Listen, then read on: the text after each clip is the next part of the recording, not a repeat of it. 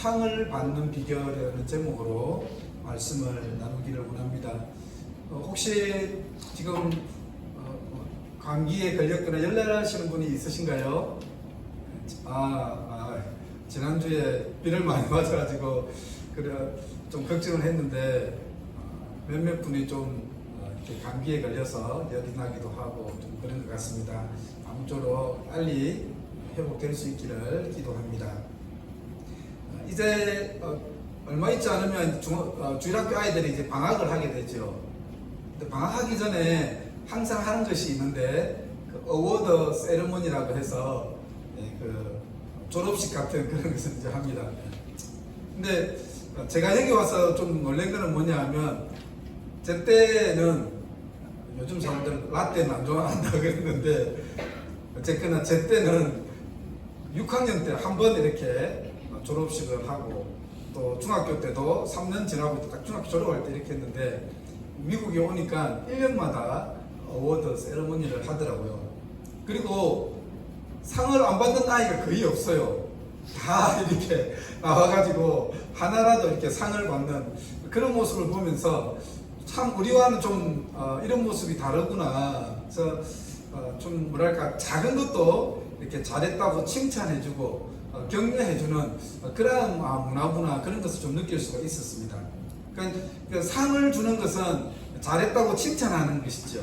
그래서 더 잘한 것은 더 잘하도록 이렇게 짝짝짝 박수 치주는 것이 상을 주는 것이라고 할 수 있습니다. 근데 여러분 모든 사람들은 모든 친구들은 상을 받는데 만약에 나만 상을 못 받으면 어떨까요?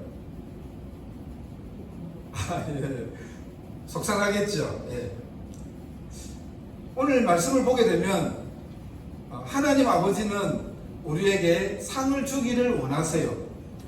그것도 모든 자녀들이 상을 받기를 원하시는 거죠. 그런데 오늘 말씀을 보게 되면 상을 받지 못하는 자녀가 있습니다. 어떤 자녀들이 상을 받지 못할까요? 사람에게 보이려는 사람은 상을 받지 못합니다. 1절 말씀 한번 볼까요? 1절 말씀 다 같이 한번 읽어보도록 하겠습니다. 시작. 사람에게 보이려고 그들 앞에서 너희 의를 행하지 않도록 주의하라. 그리하지 아니하면 하늘에 계신 너희 아버지께 상을 받지 못하느니라. 우리가 신앙생활을 하면서 주의할 것이 있습니다. 그것은 하나님보다 사람을 더 의식하는 것이지요. 사람에게 보이려고 신앙생활을 하는 것은 우리가 주의를 해야 됩니다. 만약에 누군가에게 보이기 위해서 우리가 신앙생활을 한다면 얼마나 힘들겠습니까? 저는 그렇게 생각해 봤습니다. 만약에 우리의 신앙생활이 하나님께 보이는 것이 아니라 사람에게 보이기 위해서 신앙생활을 한다면 그것은 또 다른 감옥이 아닐까 그런 생각이 들었습니다. 혹시 이곳에 사람에게 보이기 위해서 교회에 나오신 분이 있습니까? 저는 한 사람도 없을 것이라고 믿습니다. 오늘 이곳에 온 모든 분들은 하나님 아버지께 신령과 진정으로 예배하러 오신 줄로 믿습니다. 오늘 말씀에 보면 여러분 어떻습니까? 사람에게 보이려는 사람은 아버지의 상을 받지 못한다라고 말씀하고 있습니다. 왜 그렇습니까? 사람들에게 이미 상을 받았기 때문이지요. 우리가 이왕 믿는다면 하나님 아버지의 상을 받아야 되지 않겠습니까? 잘했다. 착하고 충성된 종아. 하나님 아버지의 이런 칭찬을 다 들을 수 있기를 기도합니다. 그러면 우리가 이렇게 하나님 아버지의 상을 받으려면 어떻게 해야 할까요? 2절 말씀을 한번 보도록 하겠습니다. 다 같이 한번 읽겠습니다. 시작. 그러므로 구제할 때에 외식하는 자가 사람에게서 영광을 받으려고 회당과 거리에서 하는 것 같이 너희 앞에 나팔을 불지 말라. 진실로 너희에게 이르노니 그들은 자기 상을 이미 받았느니라. 아버지의 상을 받으려면 어떻게 해야 될까요? 사람에게 보이려고 해서는 안 됩니다. 근데 우리가 오해를 할 수도 있습니다. 뭐냐면 사람에게 보이려고 하지 말라고 이렇게 말씀했다고 해서 사람을 신경 쓰지 않고 전혀 신경 쓰지 않고 그냥 자기 하고 싶은 대로 아무렇게나 행동하라는 그런 말씀은 아닙니다. 왜냐하면 신앙의 모델이 필요하거든요. 또 바울도 나를 본받으라고 하지 않았습니까? 또 예수님도 우리의 어떤 신앙의 모델이 되셨죠. 또 우리 자녀들은 저도 그렇고 우리 부모님의 신앙을 보고 따라하는 것이거든요. 그러니까 믿음의 선배들을 보고 우리가 신앙을 배우기 때문에 모델이 필요 없다, 아무렇게 행동하라, 그러는 뜻은 아닙니다.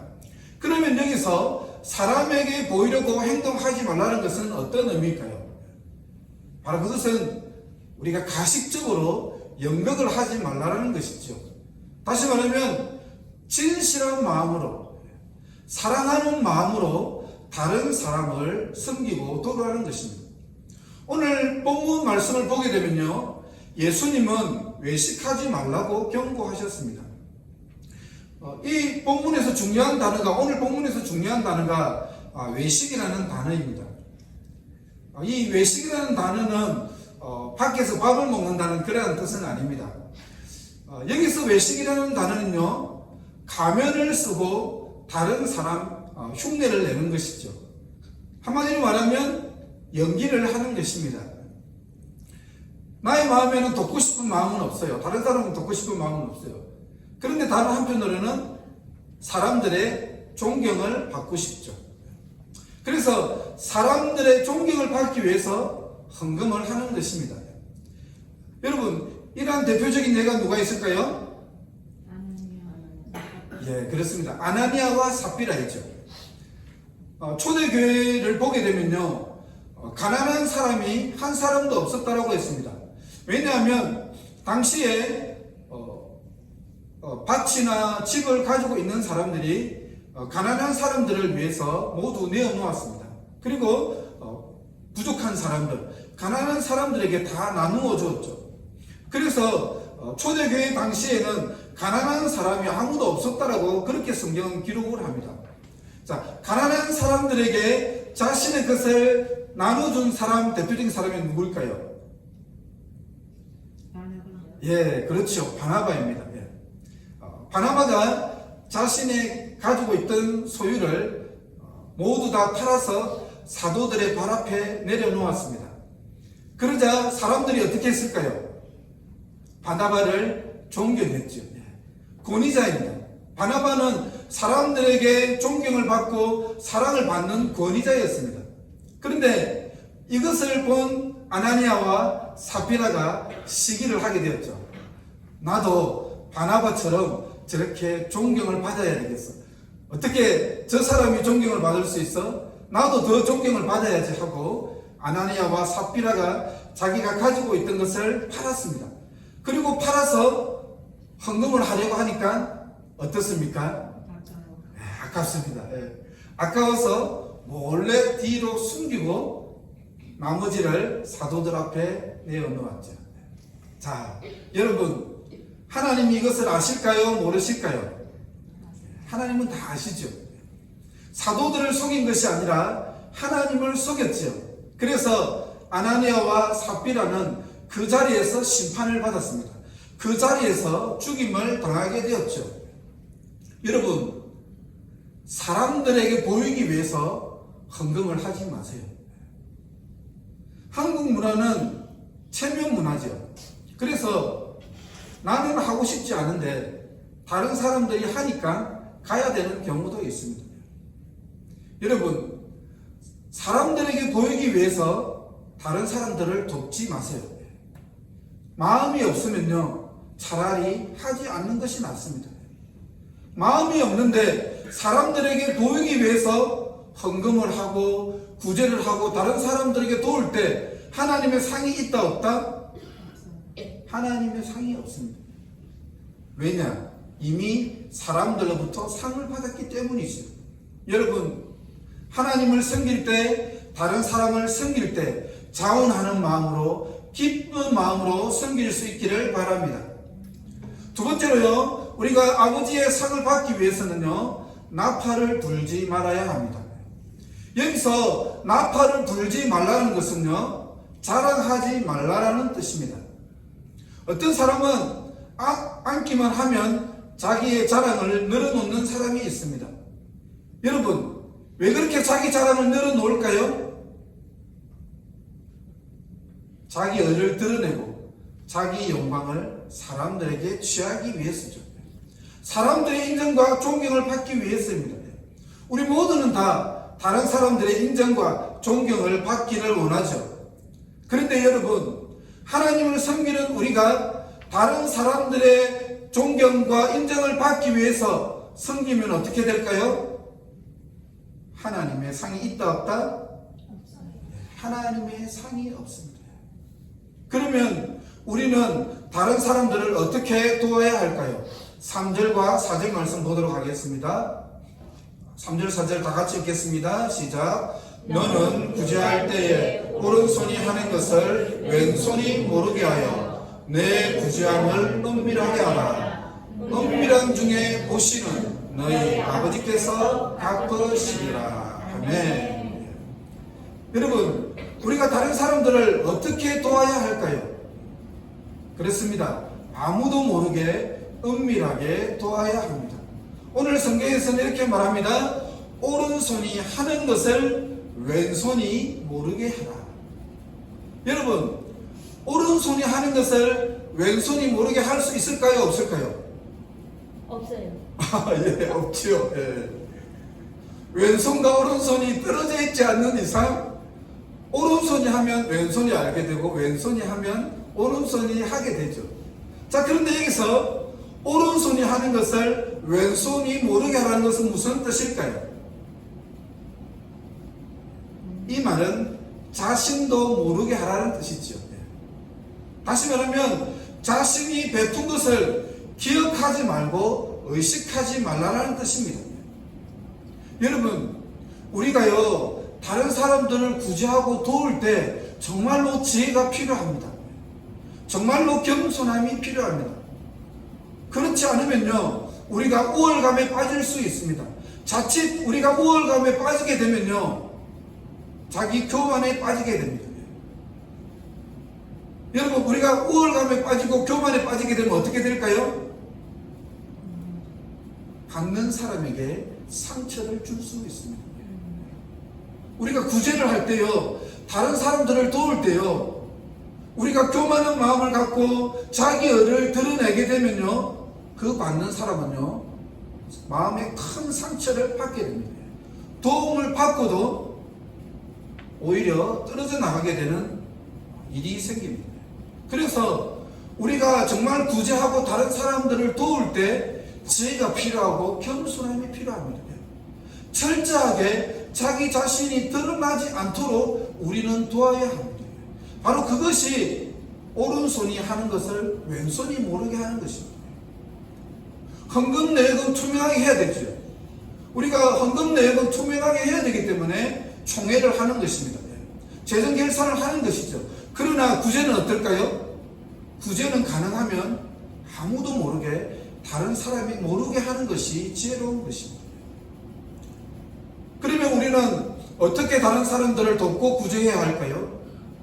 우리는 하나님 앞에서 해야 합니다. 다른 사람을 도울 때도 하나님 앞에서, 헌금을 할 때도 하나님 앞에서 해야 합니다. 사람들이 보는 것이 아니라 하나님이 보고 계신다는 것을 우리가 반드시 기억해야 합니다. 여러분, 결국 우리에게 필요한 것은 무엇일까요? 우리가 다른 사람들을 도울 때, 다른 어려움에 빠진 사람들을 구제할 때 결국 우리에게 필요한 것은 무엇일까요? 믿음이 필요합니다. 히브리서 11장 6절 말씀을 볼까요?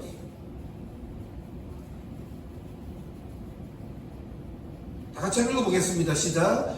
믿음이 없이는 하나님을 기쁘시게 하지 못하나니 하나님께 나아가는 자는 반드시 그가 계신 것과 또한 그가 자기를 찾는 자들에게 상 주시는 이심을 믿어야 할지니라.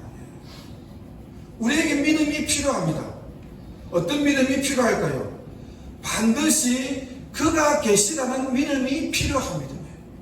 그리고 살아계신 하나님께서 반드시 갚아주신다는 그 믿음, 하나님께서 반드시 갚아주신다는 그 믿음이 우리에게 필요합니다. 여러분 혹시 사르밧 과부 이야기를 아시나요? 사르밧 과부가 살았을 때요, 당시 이스라엘과 그리고 그 주변 지역이 가뭄으로 인해서 아주 힘든 그러한 시기였습니다. 비가 오지 않아서 모두가 먹을 것이 없어서 기근에 힘든 그러한 상황이었죠. 사르밧 과부도 정말 무척이나 힘들었습니다. 사르밧 과부가 가진 것은요, 그 가루통에 가루 한 움큼, 그리고 그 가루를 요리할 수 있는 기름이 전부였습니다. 그래서 이 사르밧 과부는요, 이제 마지막으로 이 남은 그 가루로 떡을 만들어서 자기의 아들과 먹고 이제 죽으려고 그렇게 마음을 먹고 있었습니다. 그러니까 얼마나 힘든 상황입니까? 우리는 그 정도는 아니잖아요. 근데 얼마나 정말 살기가 힘들었는지 마지막으로 이제 그 떡을 만들어서 아들하고 죽어야 되겠다고 이렇게 이제 나와서 나뭇가지를 줍고 있었습니다. 근데 이때 이제 엘리야 선지자를 만나게 됐죠. 여러분, 엘리야 선지자가 와서 그 사르밧 과부에게 뭐라고 했을까요? 자, 열왕기상 17장 13절에서 14절 한번 볼까요? 다 같이 한번 읽어보겠습니다. 시작. 엘리야가 그에게 이르되 두려워하지 말고 가서 내 말대로 하려니와 먼저 그것으로 나를 위하여 작은 떡 한 개를 만들어 내게로 가져오고 그 후에 너와 내 아들을 위하여 만들라. 이스라엘의 하나님 여호와의 말씀이 나 여호와가 비를 지면에 내리는 날까지 그 통에 가루가 떨어지지 아니하고 그 병에 기름이 없어지지 아니하리라 하셨느니라.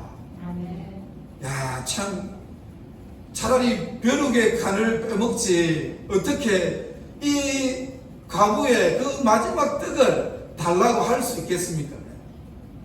참 이 엘리야의 얼굴이 낯이 두꺼운 사람인 것 같아요. 참 뻔뻔한 사람인 것 같아요. 그 마지막 한 개에 남은 그 떡을 자신에게 먼저 가지고 오라고 합니다. 떡을 만들어서 먼저 나에게 가지고 오너라. 이 말을 했을 때 엘리야 선지자가 얼마나 얄미웠겠습니까? 그런데 여러분, 엘리야 선지자가 그렇게 말하고 또 뭐라고 약속했습니까? 나에게 떡을 먼저 주면 비를 지면에 내리는 날까지 밀가루와 기름이 떨어지지 않을 것이다. 여러분, 과연 사르밧 과부는 어떻게 했을까요? 자, 열왕기상 17장 15절에서 16절 말씀을 보겠습니다. 다 같이 읽어보겠습니다. 시작. 그가 가서 엘리야의 말대로 하였더니 그와 엘리야와 그의 식구가 여러 날 먹었으나 여호와께서 엘리야를 통하여 하신 말씀같이 통에 가루가 떨어지지 아니하고 병에 기름이 없어지지 아니하니라. 할렐루야. 여러분, 사르밧 과부는요, 정말 도저히 다른 사람을 도울 수 있는 그런 상황이 아니었습니다. 그런데 사르밧 과부는 어떻게 했습니까? 하나님의 말씀대로, 엘리야의 그 말씀대로 자신의 마지막 그 떡 한 덩이를 엘리야 선지자를 위해서 내어놓았습니다. 그러자 어떻게 하셨습니까?